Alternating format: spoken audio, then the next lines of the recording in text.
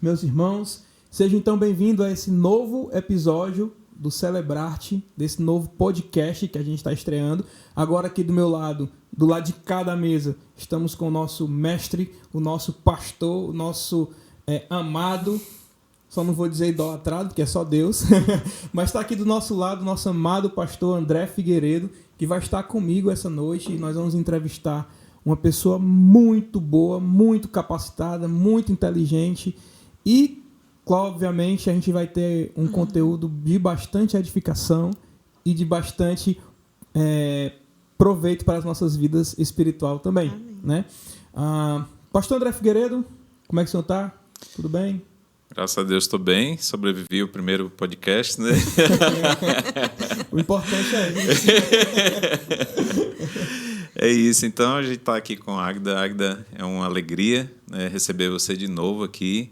Né? Quando você foi, né, do Celebrarte ano passado, o pessoal já ficou com aquela saudade, pensando quando é que ela volta de novo, né?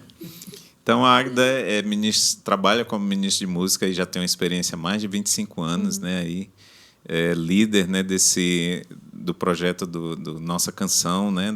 Do Ministério Nossa Canção, autora, compositora, né? Regente, né? Cantora fantástica. O pessoal até hoje ainda está falando assim, né? Rapaz, cadê a Águida, né?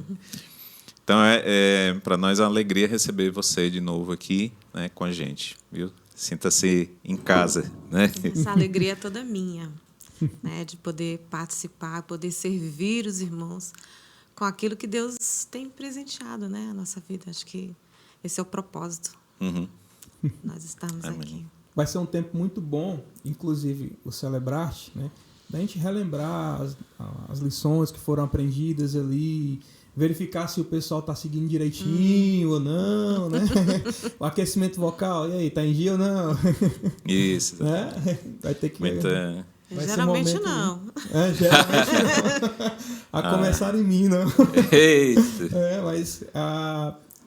Mas vai ser um momento bastante comunhão entre nós naquele... Sim, foi bastante especial no passado e tenho muitas expectativas em Deus de que vai ser uma bênção bem grande, né, na nossa vida.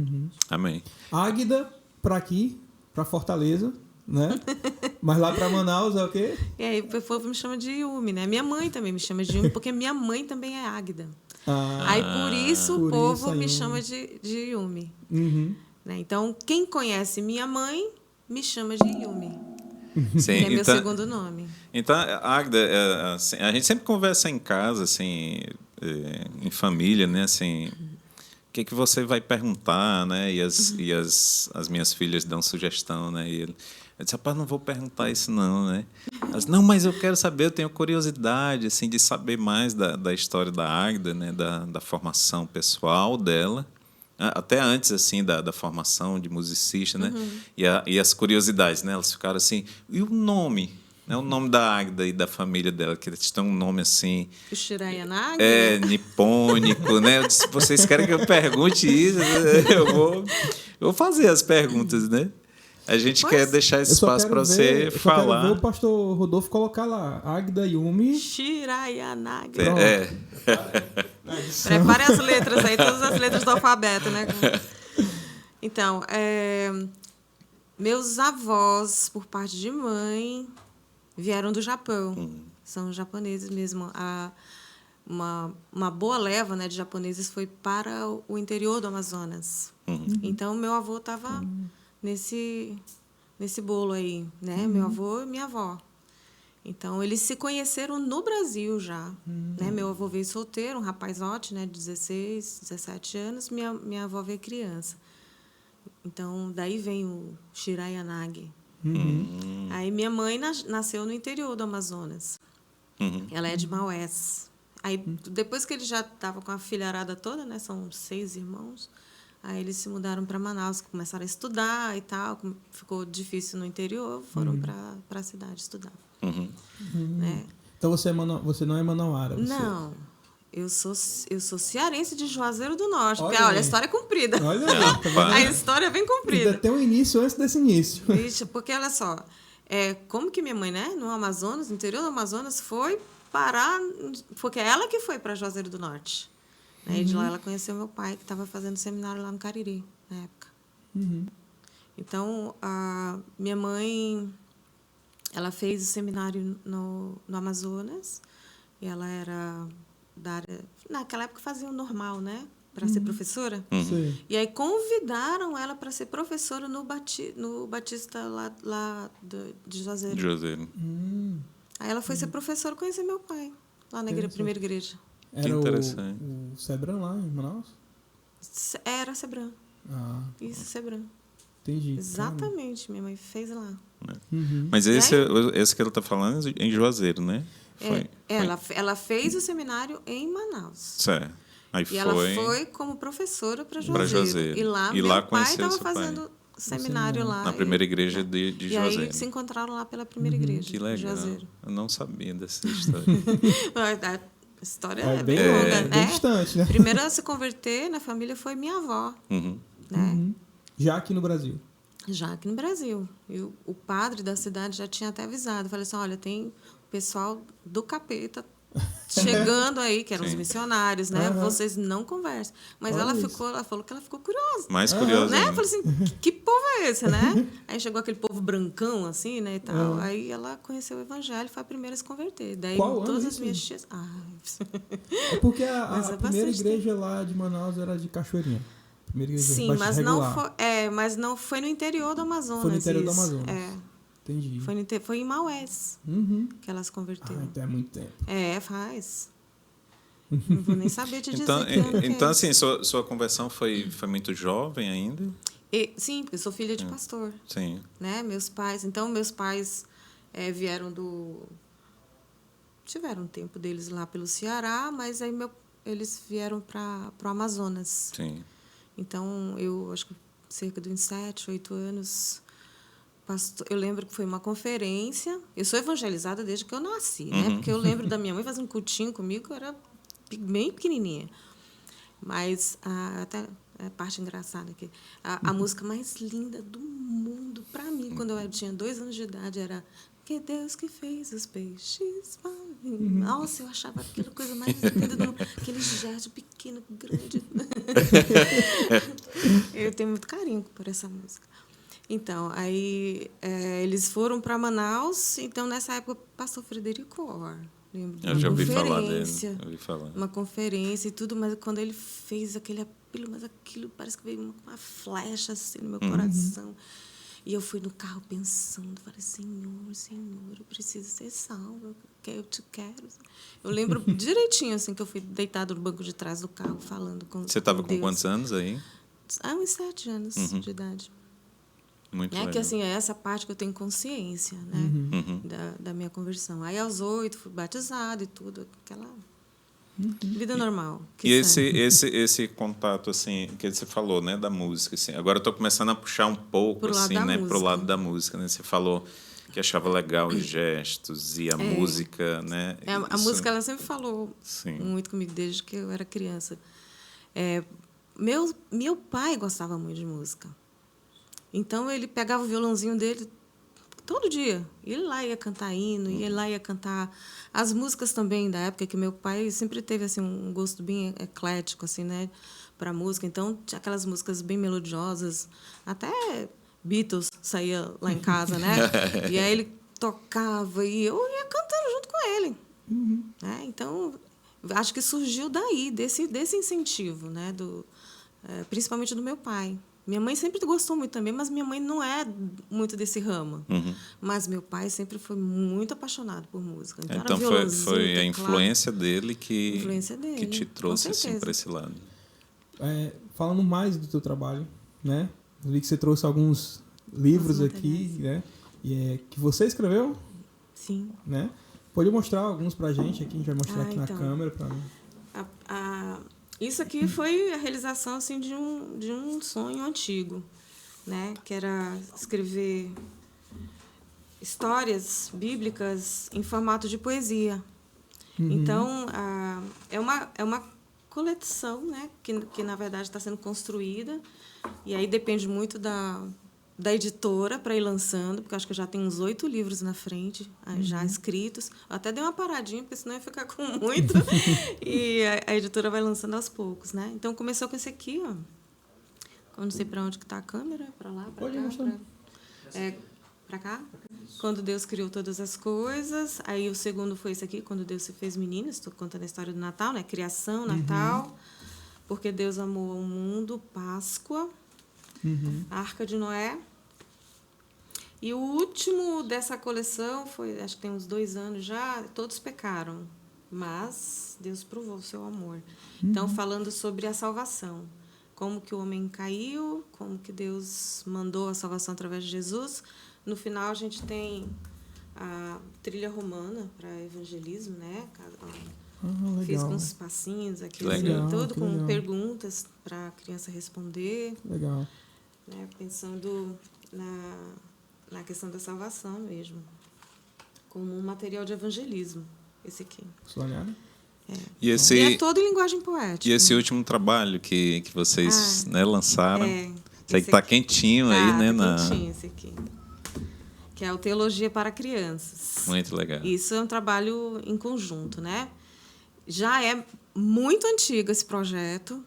Mas aí chegou uma hora, né, que a gente falou assim, não, ou a gente senta e faz logo, ou então vai deixar passar, né? Então, a gente, não, vai ter que sair.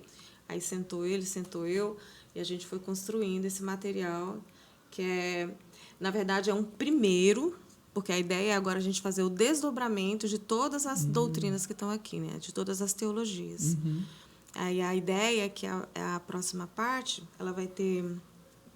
um pouco mais de interação com a criança, com perguntas, a gente pensou em fazer vídeos, né, para interagir com a criança.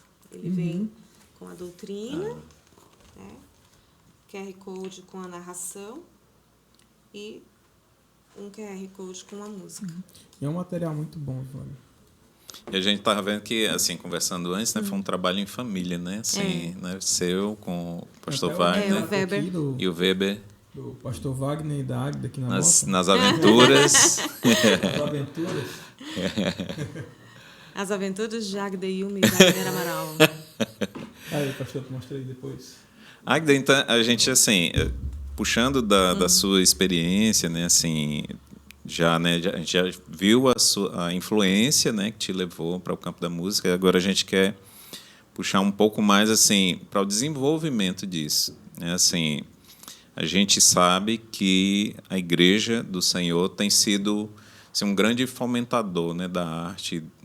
Na história a gente vê isso, as catedrais construídas, a música, né, de Johann Sebastian Bach, de Palestrina, todos esses grandes compositores, os compositores contemporâneos, né?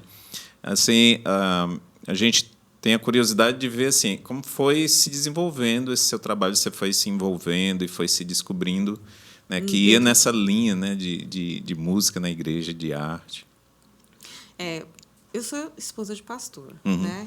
Mas muitas vezes as pessoas perguntam assim, mas como que é essa coisa do ser esposa de pastor e você tem um trabalho específico na área de música? Eu falei assim, antes de eu ser esposa de pastor, eu sentia o chamado de Deus para um ministério específico, só não sabia o que era. Eu só achava que eu nunca ia ser esposa de pastor. Interessante. Bem curioso mesmo, né? Porque eu olhava para minha mãe, que é esposa de pastor. Eu falava, você não tem nada a ver com a minha mãe. Né? Assim, o jeito dela, assim, ela sempre é muito simpática, muito cordial. Chegava, cumprimentava os irmãos e eu parecia um bicho do mato, assim, quando chegava, né, nos lugares. E eu olhava para ela e falava assim, eu acho que eu não vou ser esposa de pastor. E eu gosto das artes. Eu não vejo as esposas de pastor se envolvidas nesse ramo das artes, né? Então, eu achava que eu ia ser assim, uma líder de acampamento, por exemplo, de acampamento de jovens, e que eu ia trabalhar com aquela parte de teatro que os jovens, as crianças fazem, tudo, essa parte de eventos, né? Eu falei assim, eu achava que eu ia acabar indo por essa área. Mas olha como é que Deus escreve, né? As coisas assim. Não fui para nada disso. Eu comecei a estudar engenharia, para vocês terem ideia. Olha aí. Estudei engenharia. Aí eu falei assim, gente, é muito assim, é matemática demais, assim, né? Muita matemática, Muita matemática, assim, muita física. E eu gostava, mas aí eu achava que eu gostava da música porque eu gostava da matemática, mas era ao contrário. Eu gostava da matemática porque eu gostava da música, né? Aí eu fui mudando. Falei assim, acho que a arquitetura que tem mais a ver com a arte. Aí mudei de faculdade para arquitetura. Falei assim, não tem nada a ver comigo. Isso tudo eu estudando música em paralelo, fazia conservatório, né? Fazer aula de canto, fazer aula de piano, eu estudava balé. Eu falei, a música lá, presente. O tempo inteiro na vida. Eu saía de casa de manhã, ia para a faculdade, depois eu só chegava 10 horas da noite, mas a faculdade era só de manhã, o restante era tudo as outras aulas que eu fazia. Né? Então, o tempo inteiro, as artes. E eu falei assim, mas o que eu vou fazer com tudo isso? Por isso que eu achava que ia ser líder de acampamento. Ia trabalhar nesse ramo. E aí a vida foi mudando, né? Aí, até que Deus realmente falou no meu coração, eu falei assim, não, você tem que se preparar, porque é alguma outra coisa que eu tenho para você. Né? Então, eu fui para o seminário, ainda solteira, mas eu só passei 1 ano no seminário. Aí eu falei assim, ainda não é o seminário assim, nesse enfoque. Nesse enfoque. Qual era o ainda seminário? não é. O Cariri. Eu fiz 1 ano lá no Cariri, aí voltei. Falei assim, até voltei para a faculdade de engenharia. Né? Foi aí nessa época que eu troquei para arquitetura, porque eu achava que tinha mais a ver com a parte das artes e tal. Mas ainda não era. Aí foi preciso eu casar.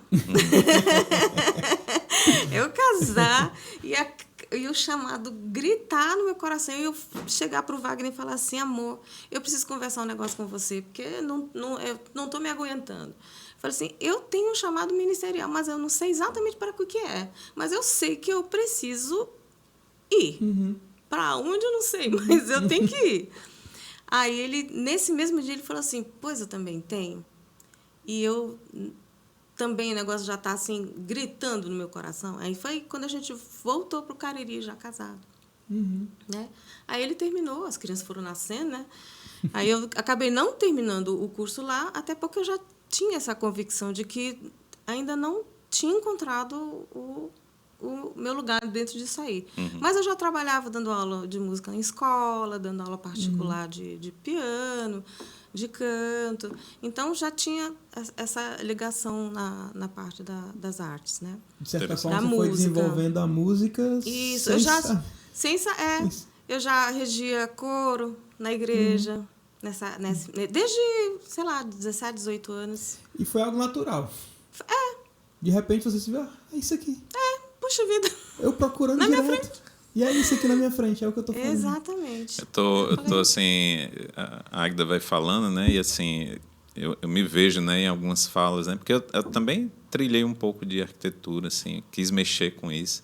Acho que é uma coisa... A gente conhece muitos músicos, né? Aqui mesmo tem compositores cearenses que mexem com arquitetura, né? Tem o Falcão, tem Fausto Nilo, que é arquiteto. Ele. E mas foi para composição, né? E é interessante ver esses links, né? Por exemplo, Liduíno Pitombeira gosta de pintar, né? Tem quadros que ele faz e tudo. Eu acho muito interessante. Mas essa parte, assim, hoje você é conhecida por nós como um especialista da técnica vocal, né? Como é que você foi afunilando isso, né? Assim. Mas eu comecei a estudar canto assim, com 16 anos, né? Eu fui para o canto lírico, aí fui estudando aqui, estudando acolá, sempre de acordo com as mudanças todo esse trâmite aí, né? Períodos que eu não estudei, mas eu sempre cantei, né? Lembra que meu pai, todo domingo eu tinha um solinho na igreja, né? Com 5 aninhos de idade, e fui crescendo assim. Eu tinha que cantar, nem que seja um hino do cantor cristão. Aliás, cantei muito cantor cristão. Né? Mas eu tinha que cantar, fazia parte do meu domingo. Né? E pegar um hino e cantar na igreja. Entendi. Então, naquela fase da adolescência, você sente a mudança, né? Na voz, eu falei assim, tem alguma coisa dando ruim aqui que eu preciso ajeitar. Aí foi quando eu entrei eu já conheci o conservatório, porque eu estudava piano, então eu falei assim, olha, eu preciso de uma aula de canto. Aí eu entrei no canto lírico. Nesse né? tempo você estava onde? Não, estava no Rio de Janeiro. No Rio de Janeiro. Sim. No Rio de Janeiro. Adolescência, né? Foi a época que eu conheci o Wagner também. Entendi. Se identificou lá no canto lírico. Eita, gostei demais. Mas você percebe assim que o lírico ele não abraça a igreja, Não. assim. Então ele serviu no início para eu encontrar um pouco assim da minha voz, digamos assim, né? Para eu conhecer, começar a conhecer. Porque depois que você vai estudando, então aí você vai se aprofundando e aí é que você realmente começa a perceber algumas coisas, né? Do seu próprio canto, no desenvolvimento da sua voz. Então, a minha voz era super aguda, era muito mais rasinha, digamos assim, né? E aí a construção porque isso demora, né? Começa a entender melhor como é que funciona. Como é que funciona, vai criando harmônicos, porque isso é um processo, né? A construção da voz é um processo. Então, assim, o pessoal fica muito tempo. curioso, né, Vix? Assim, quando você veio da primeira vez, o pessoal...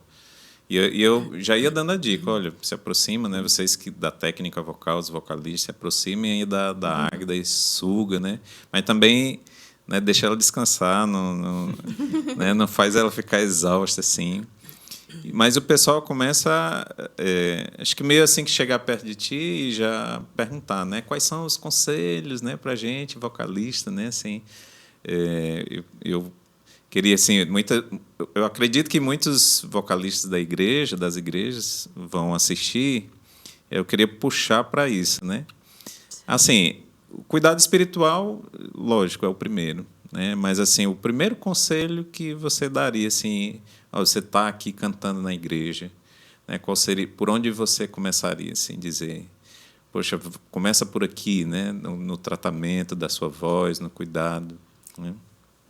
Eu acho que assim tudo começa com adoração.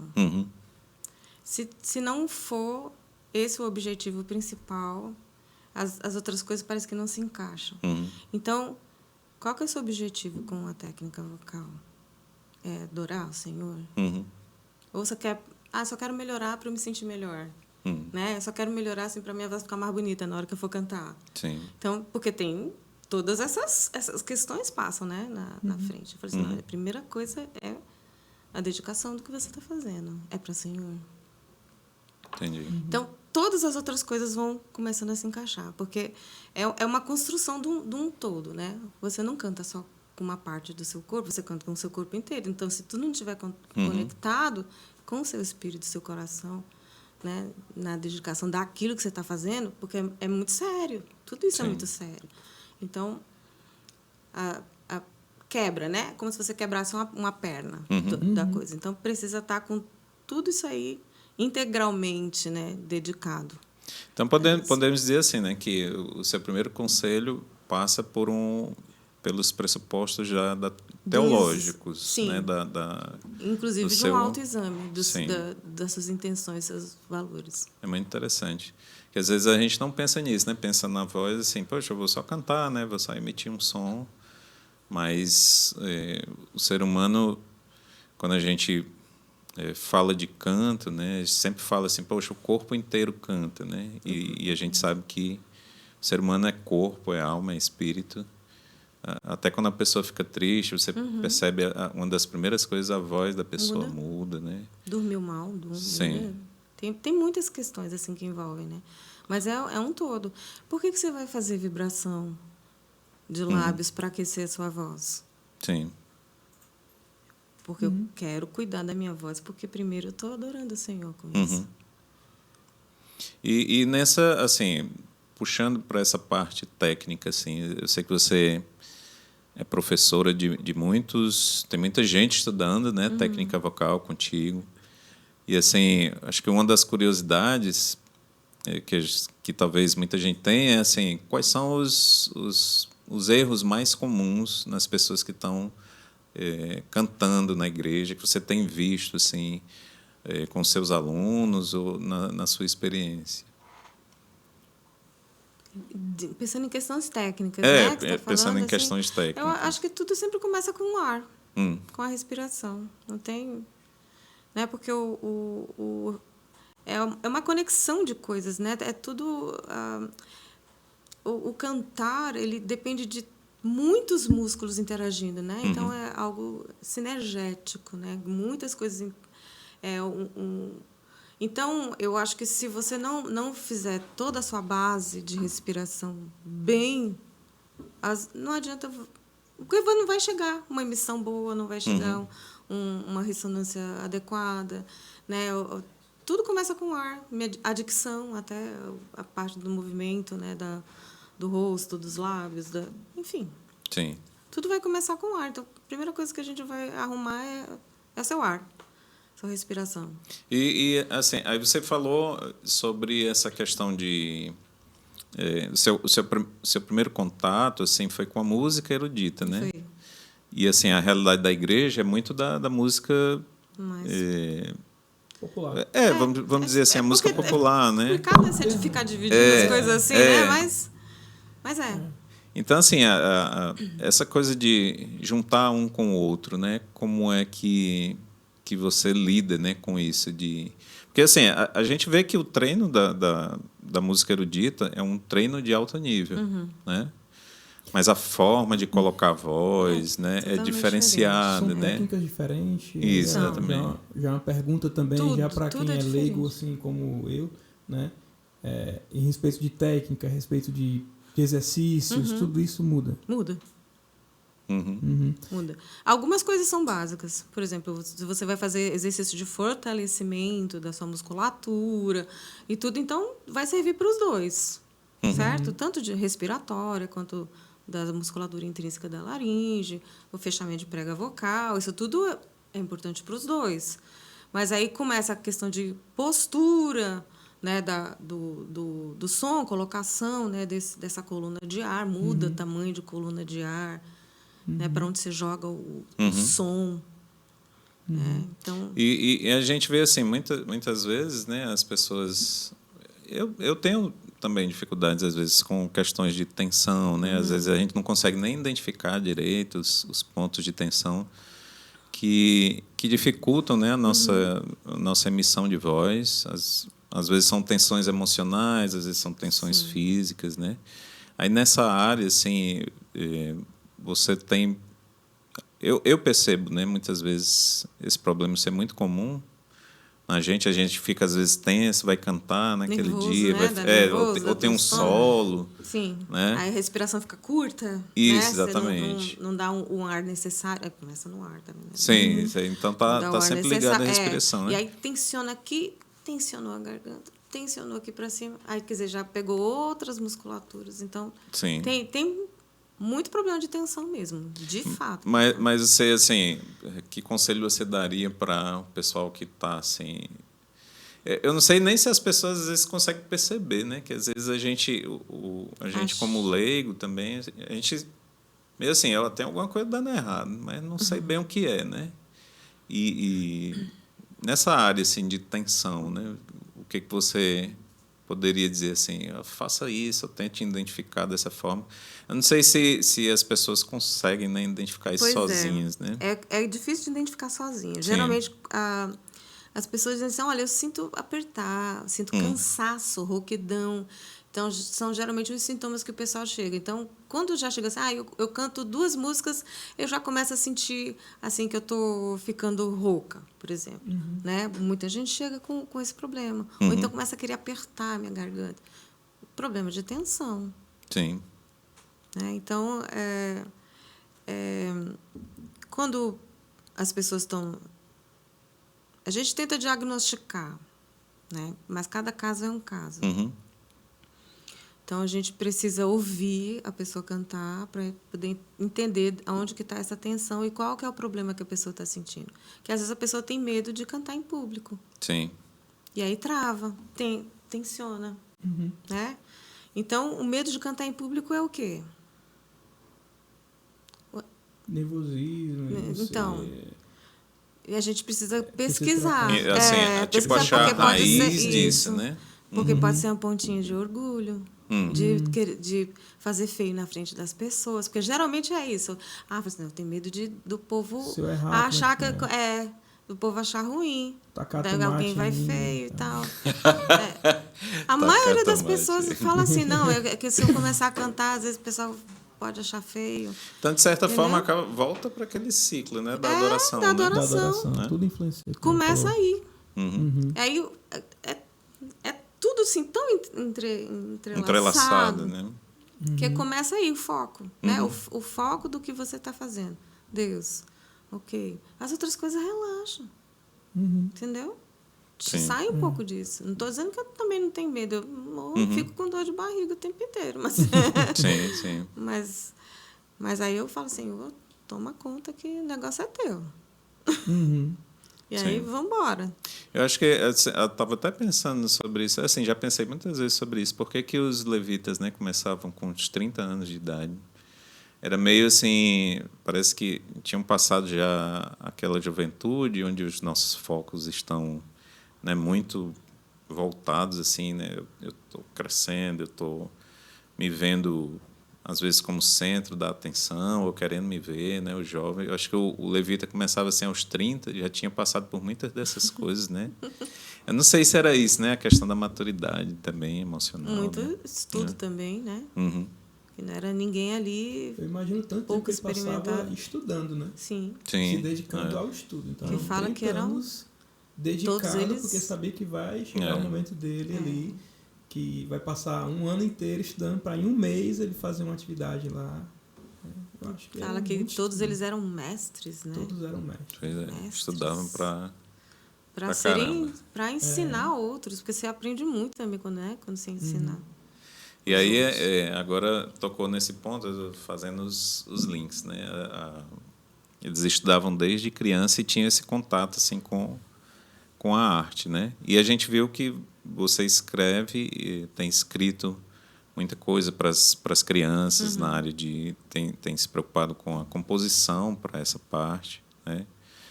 E assim, esses primeiros contatos com a arte, como é que você tem entendido assim? Poxa, as crianças deviam começar por aqui, né?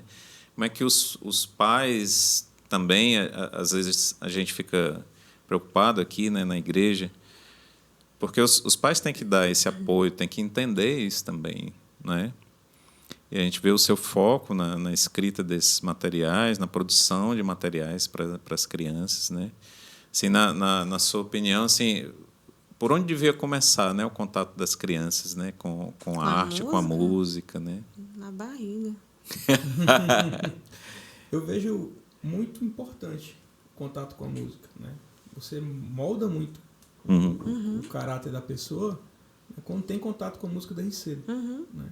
E essa pergunta do pastor André, né? Quando começar, e a sua resposta na barriga, né? É claro, é óbvio para mim a importância desse momento de começar realmente cedo, né? Sim. Quando é que você começa a evangelizar seu filho? Também. Na barriga também. É. Né? Ali você já começa a cantar um louvor, cantar uma música, e já começa quando ele começa a escutar ali, já começa a ser uma melodia que ele vai lembrar, vai criar afetividade com aquela melodia, né? Porque isso é uma coisa assim muito assim, eu não sei, né? A gente muito como músico, a gente se preocupa com isso, muito cedo, né? Por exemplo, a Luciana estava grávida e botava fones com Mozart, né, na barriga para escutar, porque eu ouvia falar muito do efeito Mozart, né? E às vezes assim, as pessoas nem sabem o que é o efeito Mozart, né? E que era aquela coisa do estudo de que a música dele ajudava em conexões do cérebro, né? E a criança ficava... Mas acho que não é só dele, não. Pois é, o pessoal tem gente que estuda matemática escutando Bach, né? Pois pronto, eu acho que é por causa do objeto daquele estudo, né? Pegaram a música de Mozart para fazer esse tipo de estudo. Mas é a música que trabalha instiga, né? O cérebro a trabalhar em diversos níveis. Sim. São os estudos, né, mais atuais têm falado sobre isso. Um CD também, pastor, que é muito, muito bom também para a criança escutar, que é o Nossa Canção. Desde o ventre ali, né? Botar para escutar. Tem. O Teologia para Crianças, né? Muito bom. E assim, e a gente vê assim que você uniu a tecnologia, né? Tem os QR Codes, tem esse material, tem a música ali, tem a arte, né? Mas esse é um desafio, né? Que muitos pais... Estava até falando hoje, né? Que às vezes a Mila precisava descansar um pouquinho, às vezes tinha esse desafio se entregar a tela para ela, né?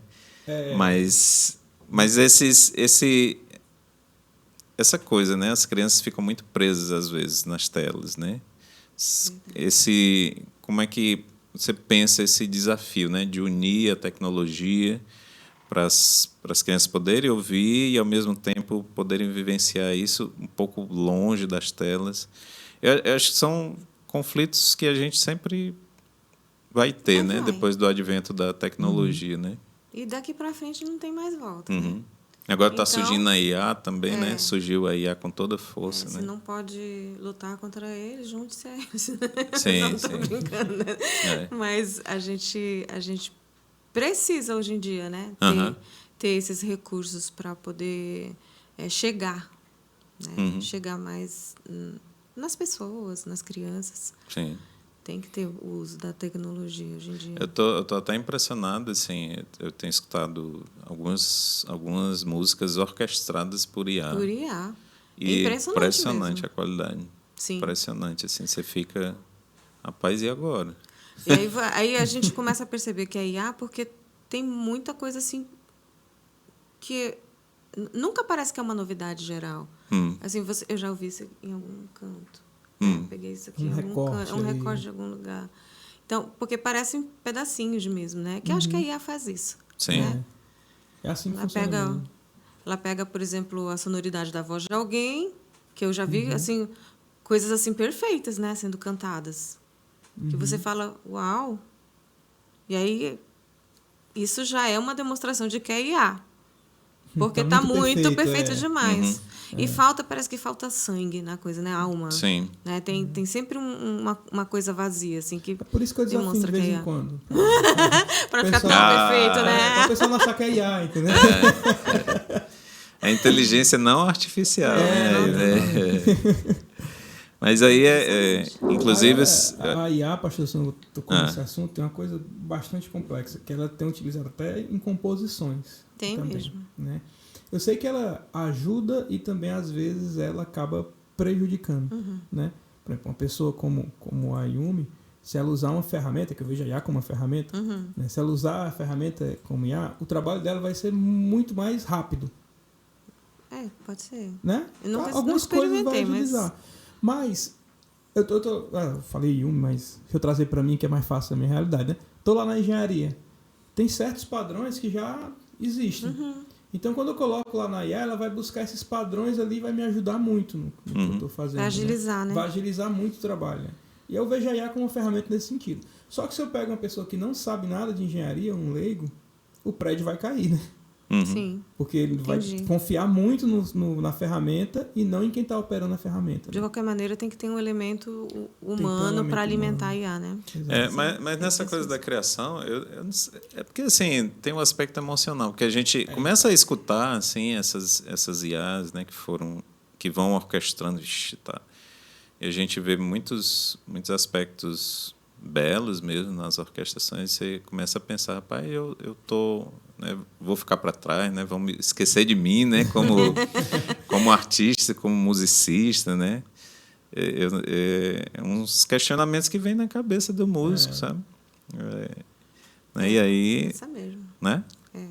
Mas aí você chega naquele ponto que diz assim, ela só vai copiar aquilo que já tem. Sim. Ela não cria nada, né?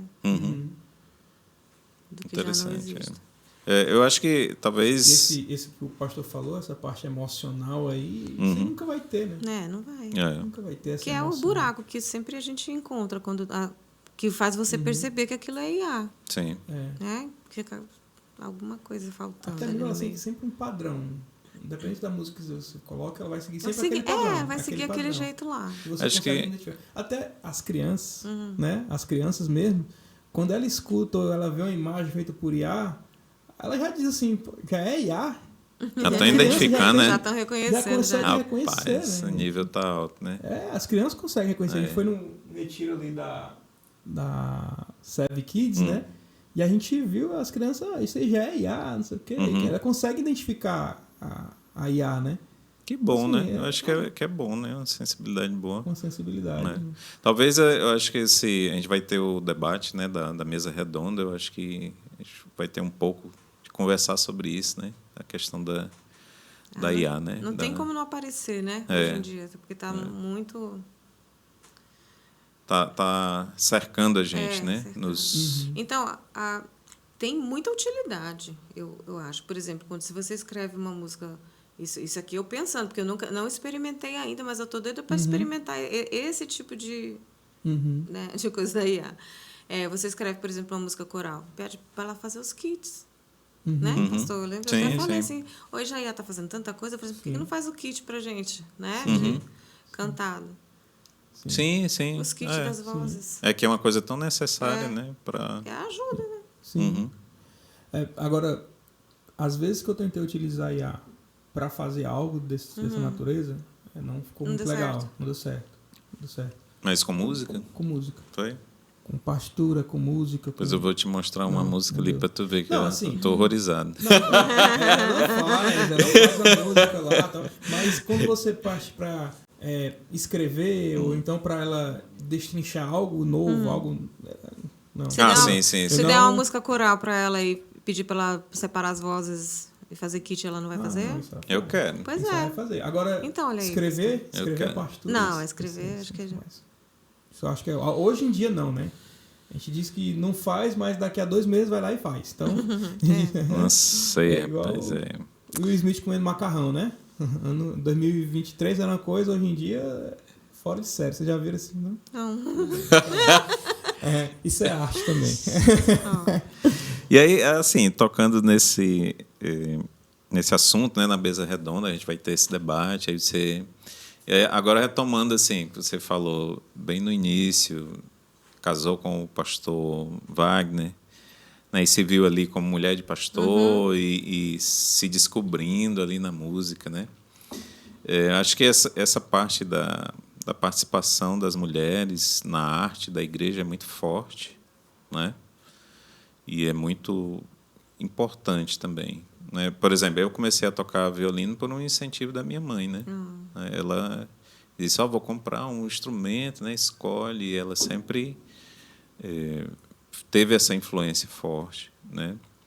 Então, assim, a gente, diante das mães da igreja, né? Das pessoas que estão nos assistindo, né? Assim, o que você pensa que seria o papel da mulher nesse incentivo, né, da arte, assim, na igreja, né? Bom, pensando aqui em tempos modernos, né? Que a mulher acaba assumindo muitas coisas dentro do desenrolar da coisa. Eu nem acho que isso tenha que partir realmente da mulher, né? Eu acho que isso é mais uma coisa de família, né? Sim. Pensando em pai, principalmente, como condutor da casa. Mas, como hoje em dia a mulher ela assume bastante esse lugar, então, se o pai não faz, a mulher tem que fazer, né? Nessa área de incentivar. Né? Sim.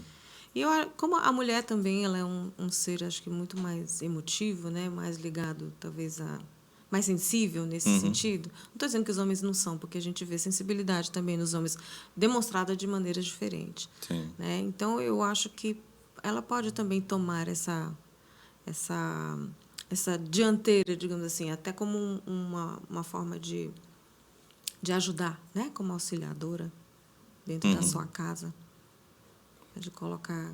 E aí você tem, assim, que a gente já vê... Eu não sei quanto tem eu imagino que muito da sua influência, a gente vê suas netas já estão né? A Helena já tem um solo aí para fazer, né? Nas músicas que a gente está preparando. A gente vê seu filho também cantando, né? Pastor Todos Weber, eles cantam. né? E a gente vê essa coisa em família de vocês, né? Esse contato com a arte, a produção de livros, o canto, né? Os instrumentos musicais, né? Era uma coisa engraçada lá em casa. Um lavando louça, começava uma música, outro respondia lá na sala, fazendo a outra voz e tudo. E todo mundo que ia visitar lá em casa falava isso, né, para os meus filhos. Só disse, nossa, todo mundo, um canta aqui, outro responde lá. Como é que funciona isso aqui? E até hoje tem um pouco disso, né? No carro, a gente está andando assim, o Weber eu começo a fazer a segunda voz, o outro começa a cantar ali. Eu pensei que era só lá em casa. Nada. Acho que a casa de músico é assim. Que às vezes a gente vem brincando, as meninas começam a cantar alguma coisa, às vezes pode ser até música de propaganda, né? Aí eu já começo a fazer uma segunda voz, aí as meninas dizem assim, segunda voz para música de propaganda, né? Ele tem a segunda voz para tudo, né? E a gente vai... Até as músicas que são mais assim, né? Elas podem ganhar uma nova roupagem. Sim, né? sim. Sim, sim. Se você coloca uma outra voz, se você coloca um outro arranjo. Eu vou falar metade de uma frase Ixi. e você completa a frase. Complete a frase, né? É o jogo. Então fala metade da frase lá e você vai e completa a frase da melhor maneira que você achar. Tá bom? Vamos lá. Tá bom. Vou começar pela primeira. Digno é... O Senhor, o Cordeiro, né? Essa Pronto. foi... Foi só um teste. A beleza revela... O Criador. Opa, ótimo. Educar é... Eita. Educar é fazer discípulos, acho que em primeiro lugar, do Senhor, Amém. de Deus. Cantar é... Uma das melhores coisas que o Senhor já fez. A infância precisa de... Ser infância. Ótimo. Perfeito. A igreja... A igreja... Nossa, eu não consegui ser automática nisso, não. A igreja é o povo de Deus para servi-lo e adorá-lo. A Deus. Amém. Um professor, ele precisa cultivar... Valores espirituais eternos, digamos assim, valores eternos. O reino de Deus, ele floresce, ele cresce quando... Tudo está voltado para Deus e não para o homem. Amém. Então, um teste, Amém. viu? Teste, Amém. né? Respondeu Né? muito bem. Só a igreja. A igreja... Mas muito bem. Você pergunta e a Agda responde. Né? Chamei de Yumi algumas vezes aí, mas é porque eu tô tão acostumado É Agda a e Yumi. escutar. Então, Agda e Yumi. Tá bom. Tá ótimo. Pastor? Uma pergunta, assim, já quase fechando, né? A gente, como músico, e eu sinto muito isso, assim... Às vezes até me acho estranho, assim, porque as pessoas escutam muita música, né? As pessoas, mas, assim, acabam ficando meio que saturados, né? E eu tenho assim, às vezes eu quero ficar no silêncio, né? Isso não ocorre só com o som, né? A gente vê isso ocorrer com a imagem também. A gente anda na rua, a gente é sobrecarregado de imagem, né? Então, assim, numa sociedade que está assim, sempre tão saturada, né, de coisas, né? Assim, eu não sei se você tem pensado sobre isso, né? No seu trabalho com a arte, no seu envolvimento com a música na igreja, de buscar esse equilíbrio, né? Assim, entre o escutar muito, o ver muito, e também de ter o momento de você descansar os ouvidos, descansar os olhos. Assim, na sua visão, como você acha que a arte podia, né, contribuir para isso, né? Que eu sei que a gente vive de ser escutado, né? A gente compõe para ser escutado, quem pinta para ser visto, né? A gente quer se comunicar, né? Mas como é que você vê isso? Você tem lidado com essa experiência desse equilíbrio, né, entre o seu ouvido e o descanso, né, a arte também às vezes nos traz um descanso, né? Tem até visto uns posts ultimamente, o pessoal diz assim, quando você está vendo um quadro, né, você também descansa a sua mente, né? Mas é um equilíbrio difícil, né, de lidar, que a gente está escrevendo, compondo para ser escutado, ao mesmo tempo as pessoas estão sendo saturadas com isso, né? Sim. Você Tô tem lhe entendendo, Sim. mas tem um monte de coisa. tem muita né? coisa, Tem muita coisa. né? Aí, Negócio assim pode ser. meio profundo, né? Sim. Desculpa aí, né? Poxa, tem que sacudir a cabeça aqui, E foi uma balançar. pergunta boa para a gente encerrar. Eita! Mas, pastor, é bastante interessante isso que você tem trazido para a gente discutir aqui, né? Como ser diferente, como fazer algo novo, né? No meio que as pessoas estão acostumadas com a escutar aquilo, e como é que eu vou fazer novo se aquilo já está o tempo, né? O tempo inteiro na cabeça, no ouvido das pessoas. Cabeça, né? Às vezes as pessoas estão... Tem dois pontos. Ou elas estão super acostumadas com aquilo e quando você muda tem um choque, né? E até que ponto esse choque pode atrapalhar também, né? No sentido de adoração, né? Eu acho que, assim, pensando por um aspecto, depende muito do que você quer fazer com a sua arte, né? A sua arte é uma arte para você ganhar dinheiro, então você tem que ir na onda do que todo mundo está fazendo, né?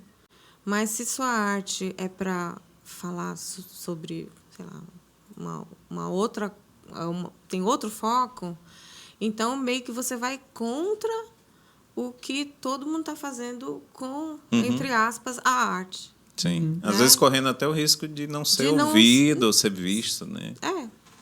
Mas aí qual que é o seu objetivo? Sim. Né, com isso? Então, porque muita gente fala assim, mas é porque que a sua música não vende, né? Eu falei assim, porque não está dentro no script do que as pessoas estão consumindo. Porque hoje em dia está assim, né? Você consome um negócio hoje, mas daqui a uma semana você não quer mais aquilo, você já quer um outro conteúdo. Sim. É assim que está, né? Não sei nem se a gente consegue chamar de... Não, aí eu estou sendo...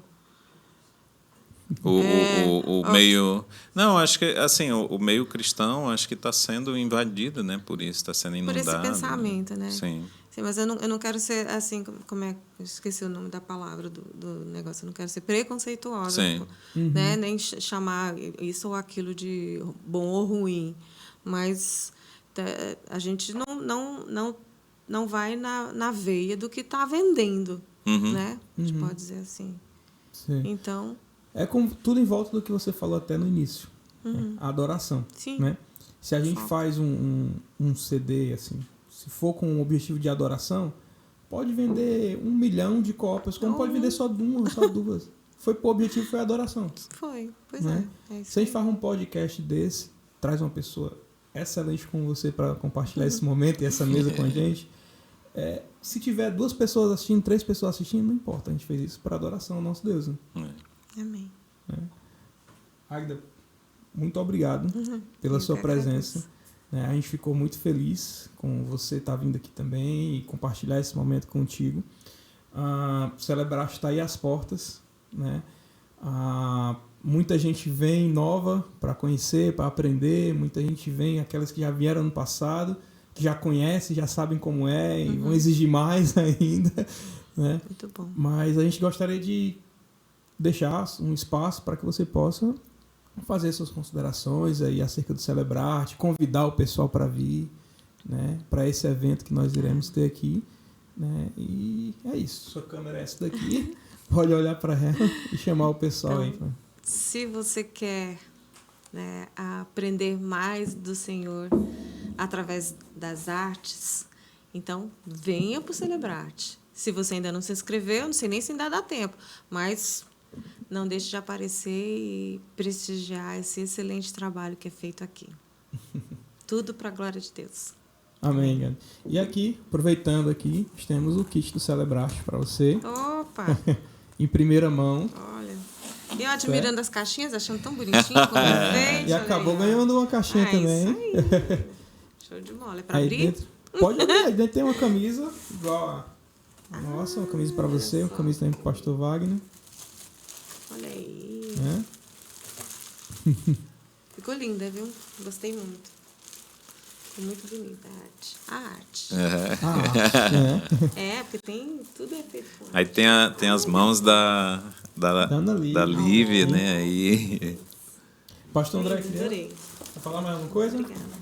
Eu quero só agradecer, né? Assim, a gente sabe, a gente gostaria de conversar assim, muito mais, mas não tem um espaço, né, dentro do podcast para a gente falar de tudo, mas agradecer assim, por essa conversa, pela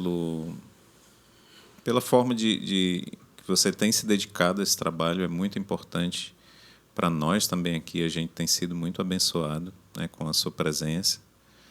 E só dizer que a gente está muito feliz de lhe receber de novo, é muito grato. E a gente ora para que esse trabalho de vocês continue florescendo mais ainda, né? Então, Celebrarte com Agda e Yumi, né, tem sido uma grande bênção. Então, estamos encerrando aqui mais esse episódio. Obrigado, Agda e Yumi, pela presença, né, abrilhantando nosso podcast. Que você aí que está nos ouvindo, compartilha esse vídeo, pode curtir aí, comenta também, para que a gente possa trazer mais coisas, trazer mais novidades, trazer mais alguma coisa relacionada à música, algum tema que você viu aí, que você gostaria que a gente trouxesse de novo, ou falasse mais sobre isso, pode compartilhar, pode comentar aí que a gente vai estar verificando todos os comentários, beleza? Estamos encerrando mais esse podcast. Obrigado, Agda e Yumi. É isso, né? Muito obrigado.